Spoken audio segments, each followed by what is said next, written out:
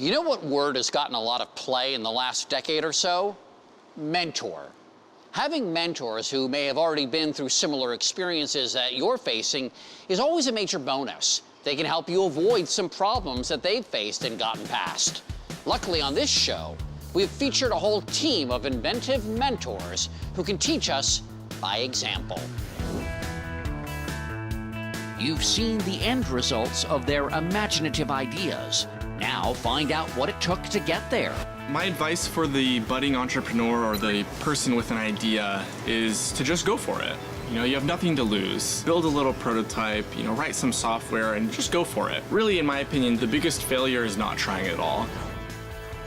The best advice I have for future innovators is to work fast. I find that oftentimes people will almost paralyze themselves with, well, I want to make sure that this is perfect. And so, they'll spend a year on this solution. Don't try to aim for perfection. We joked that it's the 80-20 rule. If you're 80% of the way there, keep going. You can work with the 20% later when you have more money and more customers. You have to dream big. If you start telling yourself that it's not possible before others tell you, then there's no hope. But at the same time, the process to turn dreams into reality is not easy, and you have to be very careful and rational every step you take. There's always failures, but I think you have to find something that you're truly passionate about, because that passion is going to keep you going. And each failure, if anything, gave me more fuel to the fire to say, no, we're going to make this work and we're going to figure this out.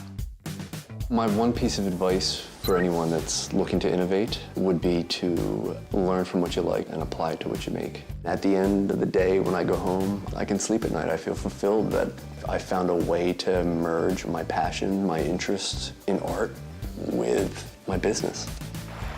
It's really important to have this kind of end vision in mind, have ultimately where you want to end up, and the path will be nothing like what you think. To all future innovators, if they have an idea, just to put it down on paper and start to think of how they could make this a real thing, because being a 15-year-old creating an app when I knew basic coding was something that seemed impossible, but a year later it is possible, and I have been able to help people with this, and so anything that seems impossible can be worked on if you just try with it. These innovators dreamt big and didn't quit, and you can be just like them. But the real payoff is more than just seeing your idea become a reality. It's the wisdom and experience you gain along the way, and the gift of sharing it to inspire others.